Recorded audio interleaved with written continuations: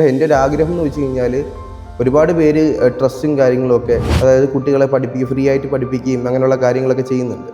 അപ്പോൾ എനിക്ക് അങ്ങനെ എന്തെങ്കിലുമൊക്കെ ചെയ്യണം എന്നുണ്ട് ഫ്യൂച്ചറിൽ. ദൈവം സഹായിച്ച് പറ്റുവാണെങ്കിൽ ചെയ്യാം. എല്ലാവരും മീൻസ് ഒരു 90% ആൾക്കാരും ചെയ്യുന്ന കാര്യം എന്ന് വെച്ച് കഴിഞ്ഞാൽ ഈ പറയുന്ന പോലെ ഒരു കുട്ടിയെ അഡ്മിഷൻ എടുത്ത് കോളേജിലോ അല്ലെന്നുണ്ടെങ്കിൽ ഇൻസ്റ്റിറ്റ്യൂട്ടിൽ കൊണ്ടുവിടുക, അത് കഴിഞ്ഞ് കോൺടാക്റ്റ് അങ്ങ് കട്ട് ചെയ്യുക എന്നുള്ളതാണ്. പക്ഷേ ഞാൻ പിന്നീട് ഇപ്പം നമ്മൾ പ്രത്യേകിച്ച് ബെനിഫിറ്റോ കാര്യങ്ങളൊന്നും നോക്കിയില്ലെങ്കിൽ കൂടെ ആ ഒരു കോൺടാക്റ്റ് എപ്പോഴും നമ്മൾ കീപ്പ് ചെയ്തുകൊണ്ട്, എൻ്റെ കുട്ടികളൊന്നും ഇപ്പോൾ സാറിന് വിളിക്കണമെന്ന് ഞാൻ പറയത്തില്ല. എൻ്റെ സ്റ്റുഡൻസ് ആണെങ്കിലും കാൻഡിഡേറ്റ്സ് ആണെങ്കിലും ഇപ്പോൾ പേരൻസ് ആണെങ്കിൽ കൂടെ, പേരൻസൊക്കെ എന്നെ മോനെ എന്നാണ് വിളിക്കാറ്. അവരുടെ മോനെ പോലെ തന്നെ ഇപ്പോൾ കുട്ടികളുടെ ബ്രദർ എന്നുള്ള രീതിയിലാണ് കാണുന്നത്. ആ കുട്ടികൾ അതുപോലെ തന്നെ. കഴിഞ്ഞ 10 വർഷങ്ങളിലേറെയായി കേരളത്തിലെ കരിയർ കൗൺസിലിംഗ് മേഖലയിൽ വിദ്യാർത്ഥികളെ ശരിയായ ഒരു കോഴ്സ് തിരഞ്ഞെടുക്കാനും അതിലൂടെ ഒരു നല്ല ഭാവിയും ജോലിയും ഉറപ്പുവരുത്താൻ സഹായിക്കുന്ന ഒരു സ്ഥാപനം തന്നെയാണ് എഡ്യൂസ്പോർട്ട്. കേരളത്തിന്റെ വിവിധ ഭാഗങ്ങളിൽ നിന്നുള്ള ആയിരക്കണക്കിന് വിദ്യാർത്ഥികളെ ശരിയായ വഴിയിലേക്ക് നയിക്കുവാൻ സൗരവ് സാറിന്റെ നേതൃത്വത്തിലുള്ള എഡ്യൂസ്പോർട്ടിന് സാധിച്ചിട്ടുണ്ട്. സാറിന്റെ ഓൺട്രപ്രന്യൂരിയൽ ജേർണിയെക്കുറിച്ചും എഡ്യൂസ്പോർട്ട് എങ്ങനെ ഇത്രയധികം വിദ്യാർത്ഥികളുടെ ജീവിതം മാറ്റിമറിച്ചു എന്നതിനെക്കുറിച്ചും എഡ്യൂസ്പോർട്ടിന്റെ കീ പേഴ്സൺ ആയിട്ടുള്ള സൗരവ് സാറിൽ നിന്ന് തന്നെ നമുക്ക് കേൾക്കാം. Welcome Saurav sir. Sir, Eduport എന്നുള്ളൊരു കരിയർ കൺസൾട്ടൻസി സ്റ്റാർട്ട് ചെയ്യാനുണ്ടായ റീസൺ എന്തായിരുന്നു? ഞാൻ എൻ്റെ കരിയർ സ്റ്റാർട്ട് ചെയ്ത സമയത്ത്, അതായത് ഞാൻ ഫാം ഡി ആണ് ചെയ്തുകൊണ്ടിരുന്നത്. അപ്പോൾ അത് സ്റ്റാർട്ട് ചെയ്ത സമയത്താണെങ്കിലും എനിക്ക് ഒരു കോൺസിസ്റ്റൻസി അതിൽ ഫീൽ ചെയ്തില്ല. അതിൽ തുടർന്ന് അങ്ങോട്ട് പഠിക്കാനായിട്ട് തോന്നിയില്ല. അന്നേ എനിക്കൊരു ഇൻട്രസ്റ്റ് എന്ന് വെച്ച് കഴിഞ്ഞാൽ ബിസിനസ് ഫീൽഡിലായിരുന്നു. അപ്പോൾ എന്തുകൊണ്ടും അത് തന്നെ ഞാൻ ചെയ്തുകൊണ്ടിരിക്കുന്ന ഈ മെഡിക്കൽ ഫീൽഡ് തന്നെ ബാക്കിയുള്ളവർക്ക് സജസ്റ്റ് ചെയ്ത് കൊടുക്കുക എന്നുള്ള രീതിയിൽ എനിക്ക് തോട്ട് വന്നു. അപ്പോൾ അങ്ങനെ ഞാൻ ഇതിലേക്ക് വന്നതാണ്. പിന്നെ അത് കഴിഞ്ഞിട്ട് ബാക്കിയുള്ള ഫീൽഡ്, മാനേജ്മെൻ്റ് ആയാലും എൻജിനീയറിംഗ് ആയാലും എല്ലാ ഫീൽഡിനെ പറ്റിയും പഠിച്ചു, കുറച്ച് കാര്യങ്ങളായിട്ട് പഠിച്ചു. പിന്നെ ഇതിലേക്ക് നമ്മൾ മാറി. ഓക്കെ, അപ്പോൾ ഒരു മെഡിക്കൽ ഫീൽഡിൽ നിന്ന് മറ്റുള്ളവർക്ക് ഈ മെഡിക്കൽ ഫീൽഡ് സജസ്റ്റ് ചെയ്യാനോ അതിനോടൊപ്പം മറ്റ് ഫീൽഡിനെ കുറിച്ച് അറിയാനോ ഒക്കെ സാർ ശ്രമിച്ചിട്ടുണ്ടാവും അല്ലേ? ശ്രമിച്ചിട്ടുണ്ട്. ഞാൻ അതിൽ നിന്ന് തന്നെ കണ്ടുപിടിച്ചതാണ് എനിക്കതിലൊരു ഇൻട്രസ്റ്റ് ഉണ്ടെന്ന്. ഓക്കെ, സാർ ഒരു പ്രൊഫഷണൽ കോഴ്സ് എടുത്തിട്ട് അവിടെ നിന്ന് മാറി ചിന്തിച്ചൊരു വ്യക്തിയാണ്. ഓക്കെ, അപ്പോൾ സാർ എങ്ങനെ ഒരു എഡ്യൂസ്പോർട്ട് എന്നുള്ളൊരു കമ്പനി സ്റ്റാർട്ട് ചെയ്യാനായിട്ട് സാറിന് ബാക്കിൽ സപ്പോർട്ടൊക്കെ ആയിട്ട് ആരാ ഉള്ളത്? ആക്ച്വലി ഞാൻ ഫസ്റ്റ് ഇത് സ്റ്റാർട്ട് ചെയ്തതെന്ന് വെച്ച് കഴിഞ്ഞാൽ ജസ്റ്റ് നമ്മൾ കോമൺ ആയിട്ട് എന്തൊരു സ്റ്റാർട്ടപ്പിന് ഒരു ഇൻസ്റ്റാഗ്രാം പേജ് ആദ്യം തുടങ്ങുമല്ലോ. അപ്പോൾ അങ്ങനെയാണ് നമ്മളത് സ്റ്റാർട്ട് ചെയ്തിട്ടുണ്ടായിരുന്നത്. പിന്നെ ഗ്രാജുവലി പയ്യെ ഫ്രണ്ട്സിനെ കൊണ്ടൊക്കെ സ്റ്റാറ്റസൊക്കെ ഇടിച്ച് നോർമൽ മാർക്കറ്റിംഗ്, സ്റ്റാറ്റസും സ്റ്റോറിയൊക്കെ ഇടിച്ച് മാർക്കറ്റിംഗ്. ഫസ്റ്റ് ക്ലയൻറ്റിനെ കണ്ടുപിടിക്കുക എന്നുള്ളത് ഭയങ്കര ടാസ്ക് ആയിട്ടുള്ള കാര്യമായിരുന്നു. തീർച്ചയായും. അപ്പം അങ്ങനെ മാർക്കറ്റിംഗ് പോയിട്ട് എങ്ങനെയൊക്കെയൊക്കെയോ ആൾക്കാരെ കിട്ടി. ഒരാളെ ആയിട്ടല്ല, നമുക്ക് കുറച്ച് ഗ്രൂപ്പ് ഓഫ് സ്റ്റുഡൻസിനെയാണ് കിട്ടിയത്. നമ്മൾ അത് കൺവേർട്ട് ചെയ്ത് ആക്ച്വലി ഫസ്റ്റ് നമ്മൾ ഫ്രീലാൻസ് ആയിട്ടായിരുന്നു ചെയ്തുകൊണ്ടിരുന്നത്. അപ്പോൾ ഫ്രീലാൻസ് ആയിട്ട് ചെയ്തുകൊണ്ടിരുന്നപ്പോൾ നമുക്കൊരു ക്ലാരിഫിക്കേഷൻ ഒന്നിലും ഉണ്ടായിരുന്നില്ല. അപ്പോൾ നമുക്ക് ആ ഒരു ഞാൻ ഉദ്ദേശിക്കുന്ന രീതിയിലുള്ളൊരു, ഞാൻ അവർക്ക് കൊടുക്കാൻ എക്സ്പെക്റ്റ് ചെയ്യുന്നൊരു സർവീസ് എനിക്ക് കൊടുക്കാൻ പറ്റിയിരുന്നില്ല. അപ്പോൾ ഞാൻ തന്നെ വിചാരിച്ചു എങ്ങനെ പോയാലും ഒരു കുറച്ച് വർഷങ്ങൾക്കകം ഇത് രജിസ്റ്റേർഡ് ആക്കിയാലേ നമ്മൾ ക്യാമ്പസിലേക്ക് പോകുമ്പോഴാണ് നമുക്കാണെങ്കിൽ ഒരു വാല്യൂ. ഇപ്പോൾ കുട്ടികളുടെ കാര്യമാണെങ്കിൽ നമ്മൾ പോയി പറയുമ്പോൾ ഇവൻ ഒരു കംപ്ലയിൻറ്റോ കാര്യങ്ങളോ അവർ പറയുകയാണെങ്കിൽ അതൊന്ന് സോൾവ് ചെയ്യാനായിട്ട് ക്യാമ്പസിനും കോളേജിൻ്റെ മാനേജ്മെൻറ്റിന് ഒരു ഇൻട്രസ്റ്റ് ഉണ്ടാവത്തുള്ളൂ. ഓക്കെ, ഒരു അക്സെപ്റ്റൻസ് കിട്ടും. ഓക്കെ, അതിന് വേണ്ടിയിട്ട് സാർ പിന്നെ വർക്ക് ചെയ്തു അല്ലേ? ഓക്കെ, അപ്പോൾ സാർ ഈ ഒരു ഫീൽഡിലേക്ക് വരുമ്പോൾ സാറിന് ആരുടെ ഭാഗത്തു നിന്നെങ്കിലും അത് സപ്പോർട്ടില്ല, ഫാമിലിയിൽ നിന്നൊക്കെ സപ്പോർട്ട് ഉണ്ടായിരുന്നു? ഒരു പ്രൊഫഷണൽ ഫാമിലിയിൽ നിന്ന് ആക്ച്വലി സപ്പോർട്ട് എന്ന് വെച്ച് കഴിഞ്ഞാൽ ഫസ്റ്റ് ഞാൻ പറഞ്ഞില്ല, ഞാൻ ഒറ്റയ്ക്കാണ് സ്റ്റാർട്ട് ചെയ്തിരുന്നത്. പിന്നെ എൻ്റെ ഫ്രണ്ട്സ് കുറച്ച് പേര് ആദ്യം ലോയലായിട്ട് നിൽക്കുന്ന കുറച്ച് ആൾക്കാർ ഉള്ളായിരുന്നു. എല്ലാവരും ഒരേപോലെ അല്ലല്ലോ. തീർച്ചയായും. അപ്പോൾ ലോയലായിട്ട് ഇരിക്കുന്ന കുറച്ച് ആൾക്കാർ എന്നെ സപ്പോർട്ട് ചെയ്തിട്ടുണ്ട്. ഇപ്പോൾ എന്നെ ടെലികോളിങ്ങിലൊക്കെ ഹെൽപ്പ് ചെയ്ത ആൾക്കാരുണ്ട്. ഇപ്പം നമ്മൾ ഒരിക്കലും ജെൻസ് വിളിച്ച് സംസാരിക്കുമ്പോഴത്തേന് പേരൻസ് അത് കേട്ടിരിക്കാനാണെങ്കിലും സ്റ്റുഡൻസ് ആണെങ്കിലും കേട്ടിരിക്കാനാണെങ്കിലും, അപ്പോൾ ഞാൻ വിചാരിച്ചു ആരെങ്കിലും റിലേറ്റീവ്സിനെ കൊണ്ട് ചെയ്യിപ്പിക്കാമെന്നൊക്കെ വിചാരിച്ചപ്പോഴത്തേന് അതിലും പറ്റിയ ആൾക്കാരൊന്നുമില്ല. അപ്പോൾ ഫ്രണ്ട്സ് കുറേ പേര് സഹായിച്ചിട്ടുണ്ട്. പിന്നെ എന്നെ ട്രാവൽ ഗൈഡൻസ്, അങ്ങനെ നമുക്ക് ഇതിന് സത്യം പറഞ്ഞ ഒരു നെറ്റ്വർക്ക് അല്ലേ, എല്ലാത്തിനും ആൾക്കാർ വേണം.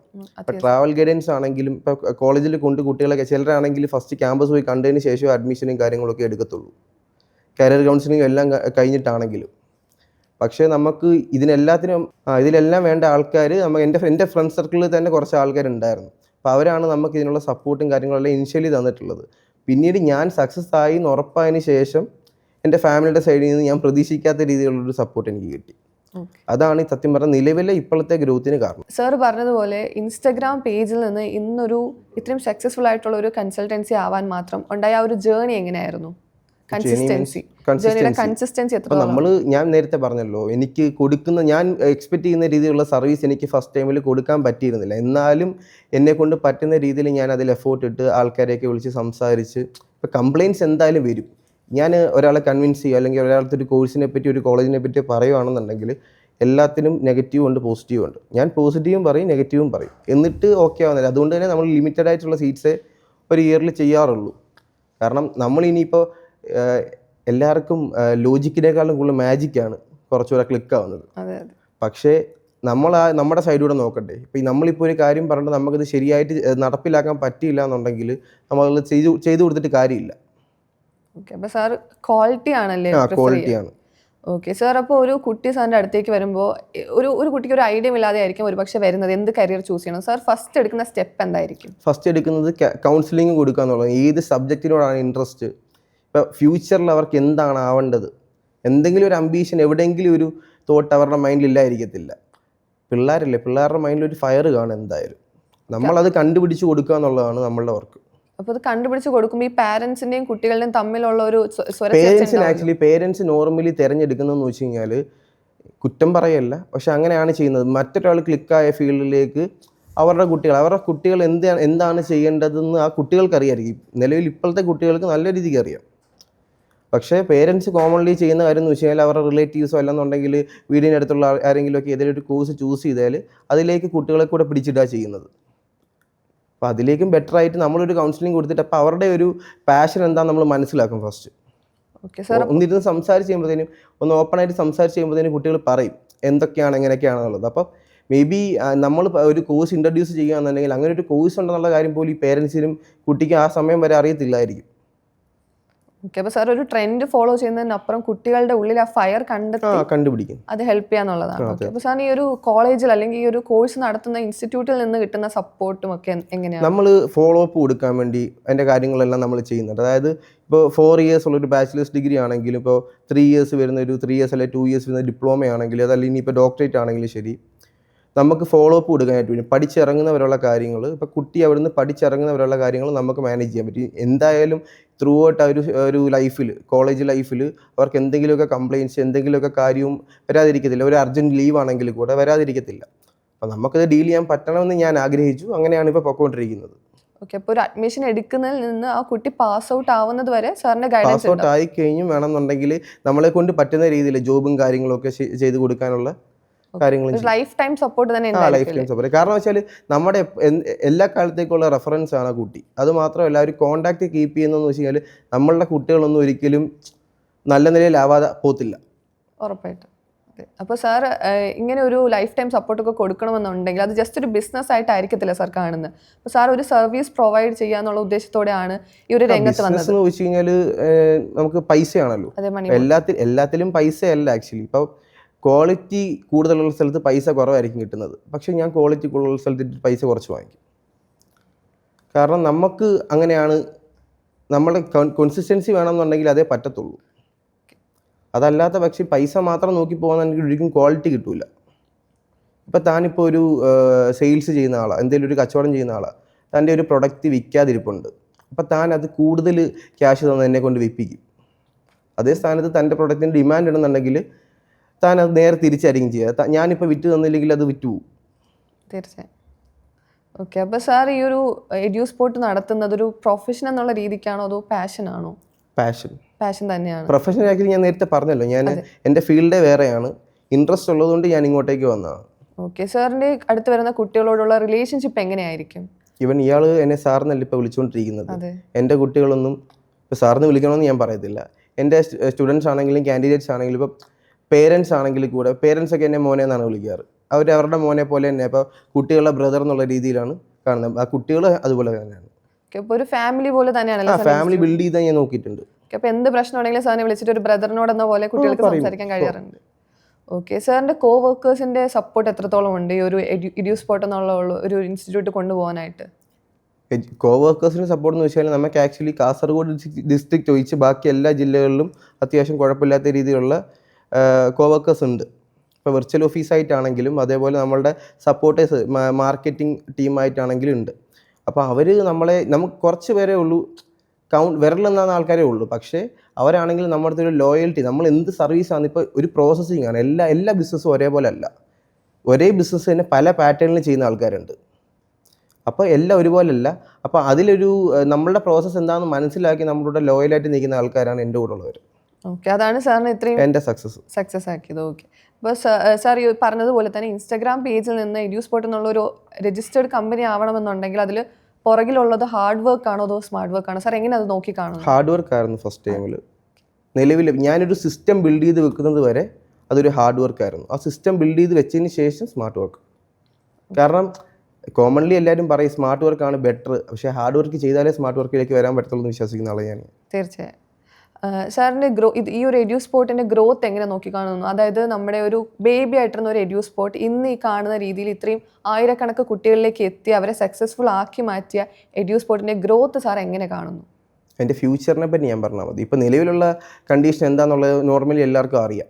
ഫ്യൂച്ചറിൽ എനിക്ക് എൻ്റെ ഒരു ആഗ്രഹം എന്ന് വെച്ച് കഴിഞ്ഞാൽ ഒരുപാട് പേര് ട്രസ്റ്റും കാര്യങ്ങളൊക്കെ, അതായത് കുട്ടികളെ ഫ്രീ ആയിട്ട് പഠിപ്പിക്കുകയും അങ്ങനെയുള്ള കാര്യങ്ങളൊക്കെ ചെയ്യുന്നുണ്ട്.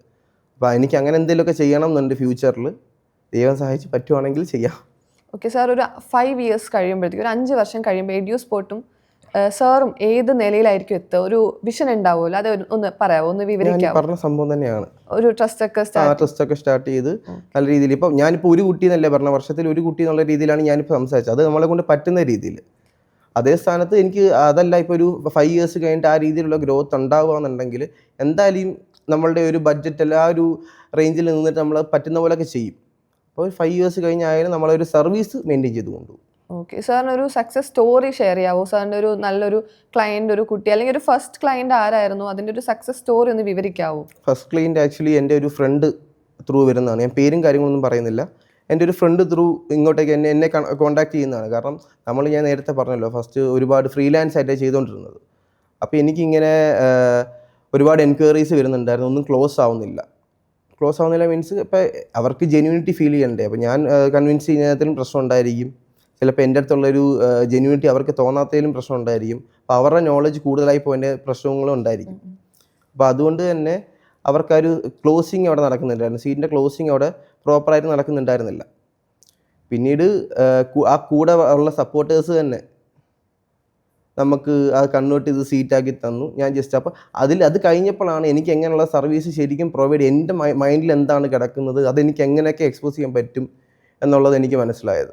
കാരണം ഞാൻ നേരത്തെ പറഞ്ഞുള്ള ഫോളോ അപ്പ്. കാരണം കോമൺലി എല്ലാവരും, ഞാൻ കണ്ടത് വെച്ചിട്ട് കോമൺലി എല്ലാവരും ചെയ്യുന്ന കാര്യം, എല്ലാവരും മീൻസ് ഒരു 90% ആൾക്കാരും ചെയ്യുന്ന കാര്യം എന്ന് വെച്ച് കഴിഞ്ഞാൽ ഈ പറയുന്ന പോലെ ഒരു കുട്ടിയെ അഡ്മിഷൻ എടുത്ത് കോളേജിലോ അല്ലെന്നുണ്ടെങ്കിൽ ഇൻസ്റ്റിറ്റ്യൂട്ടിൽ കൊണ്ടുവിടുക, അത് കഴിഞ്ഞ് കോൺടാക്റ്റ് അങ്ങ് കട്ട് ചെയ്യുക എന്നുള്ളതാണ്. പക്ഷേ ഞാൻ പിന്നീട് ഇപ്പം നമ്മൾ പ്രത്യേകിച്ച് ബെനിഫിറ്റോ കാര്യങ്ങളൊന്നും നോക്കിയില്ലെങ്കിൽ കൂടെ ആ ഒരു കോൺടാക്റ്റ് എപ്പോഴും നമ്മൾ കീപ്പ് ചെയ്ത് കൊണ്ടുപോകും.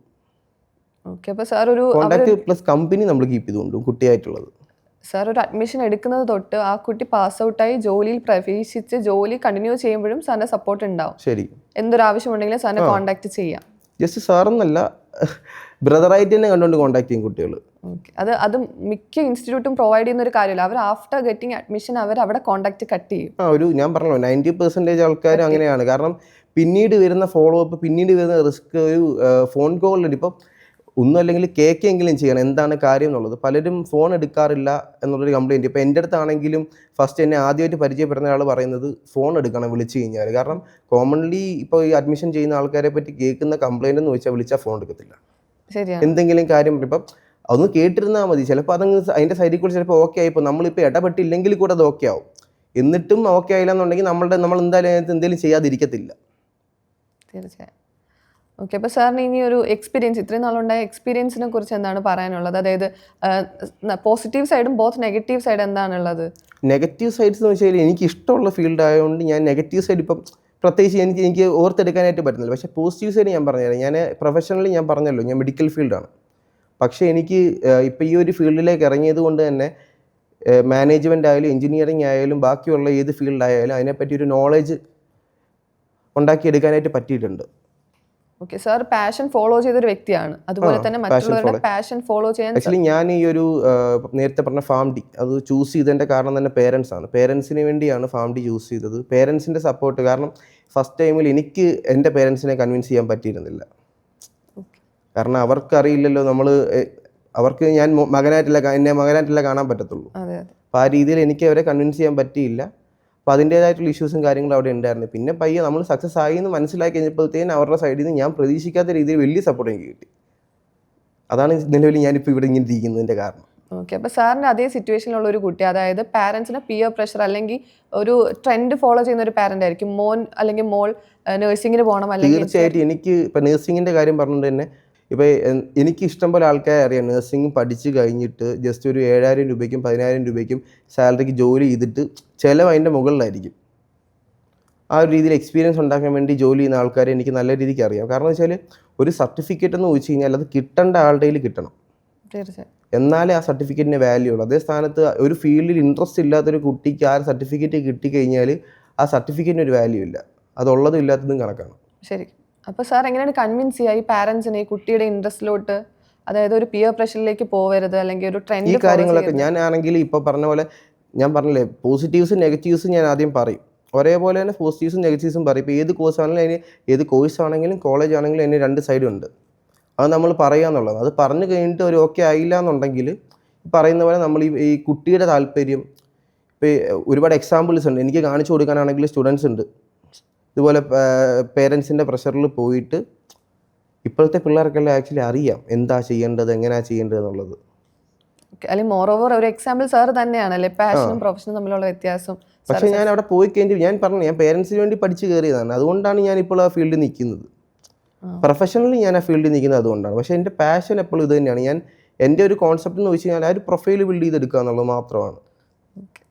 ഒരു കോഴ്സ് ചൂസ് ചെയ്യുന്നതാണെങ്കിലും ആ പ്രൊഫൈൽ ബിൽഡ് ചെയ്ത് എടുക്കുക എന്നുള്ളതാണ് എൻ്റെ അതിൽ മെയിൻ കാര്യം. ഓക്കെ. അപ്പോൾ സാറിനെ വിശ്വസിച്ച് ഇനി വരുന്ന എഡ്യൂസ്പോർട്ടിലേക്ക് വരുന്ന കുട്ടികളോടും പാരൻസിനോടും സാറിന് എന്താണ് അഷ്യൂർ ചെയ്യാൻ ഉള്ളത്? എൻ്റെ എല്ലാ രീതിയിലുള്ള ഫുൾ സപ്പോർട്ടും എന്തായാലും ഉണ്ടാവും. പിന്നെ ആ ഒരു ഫോളോ അപ്പ് നിങ്ങൾക്ക് ഉറപ്പിക്കാം. ഇപ്പോൾ നമ്മളുടെ സ്റ്റുഡൻസ് ആയാലും അപ്പോൾ അവരുടെ കോൺടാക്റ്റ് ആയാലും കൊടുത്തു കഴിഞ്ഞാൽ അവർ പറയും എന്ത് കാര്യം ഉണ്ടെങ്കിലും സൗരവേട്ടനെ വിളിച്ച് കഴിഞ്ഞാൽ ഓക്കെ ആയിരിക്കും. ഇപ്പോൾ അവരുടെ കൂടെ ഇപ്പോൾ റൂംമേറ്റ്സ് വേറെ ആൾക്കാർ കൊണ്ടുവിട്ട കുട്ടികളുണ്ട്. അപ്പോൾ അവരാണെങ്കിൽ എന്തെങ്കിലും കാര്യം ഉണ്ടെന്നുണ്ടെങ്കിൽ നമ്മളെ കോൺടാക്റ്റ് ഇപ്പം അവർ ഇവരുടെ അടുത്ത് പറഞ്ഞിട്ട് ഇവരെ കൊണ്ട് നമ്മളെ കോൺടാക്റ്റ് ചെയ്യിപ്പിക്കും. എനിക്ക് ആക്സസ് ഇല്ലെങ്കിൽ കൂടെ അത് എൻ്റെ കുട്ടിയുടെ ഇഷ്യൂ ആക്കി പറഞ്ഞിട്ട് ഇപ്പോൾ ഹോസ്റ്റൽ ഫുഡിൻ്റെ ഇഷ്യൂ അല്ലെങ്കിൽ എന്തെങ്കിലും കാര്യമായിരിക്കും വരുന്ന ഇഷ്യൂസ്. കോമൺ ഇഷ്യൂസാണ് അതൊക്കെ. വീട്ടിൽ നിന്ന് മാറി നിന്ന് കഴിയുമ്പോൾ എന്തായാലും വീട്ടിലെ പോലെ ആയിരിക്കത്തില്ല. വീട്ടിൽ മാറി നിന്ന് കഴിയുമ്പോഴത്തേനുള്ള ഇഷ്യൂസാണ് ഇത് കോമൺലി വരുന്നതാണ്. അപ്പോൾ നമുക്ക് പറ്റുന്ന രീതിയിൽ അത് ഓക്കെ ആക്കി കൊടുക്കും. അവിടെയുള്ള ബെനിഫിറ്റ് എന്ന് വെച്ച് കഴിഞ്ഞാൽ ആ ഒരു കോൺടാക്റ്റ് നമുക്ക് കിട്ടുക ചെയ്യുന്നത് മറ്റേ കുട്ടിയുടെയും. സാറിൻ്റെ സർവീസ് ഓൾമോസ്റ്റ് എല്ലാ ജില്ലകളിലും ഉണ്ടല്ലേ? കാസർഗോഡ് ഒഴിച്ച് ബാക്കി എല്ലാ ജില്ലകളിലും ഉണ്ട് സാറിൻ്റെ സർവീസ്. ഓക്കെ. ഇന്നത്തെ സെഷനിലൂടെ എഡ്യൂസ്പോർട്ടിൻ്റെ പ്രവർത്തനങ്ങളെക്കുറിച്ചും ഒരു കരിയർ തിരഞ്ഞെടുക്കുന്നതിൻ്റെ പ്രാധാന്യത്തെക്കുറിച്ചും എല്ലാവർക്കും മനസ്സിലായി എന്ന് വിശ്വസിക്കുന്നു. വിലയേറിയ വിവരങ്ങൾ പങ്കുവച്ച സൗരവ് സാറിന് നന്ദി. ഞങ്ങളെ ശ്രദ്ധയോടെ കേട്ടിരുന്ന ഏവർക്കും നന്ദി. മറ്റൊരു എപ്പിസോഡുമായി വീണ്ടും കാണാം. Thank you.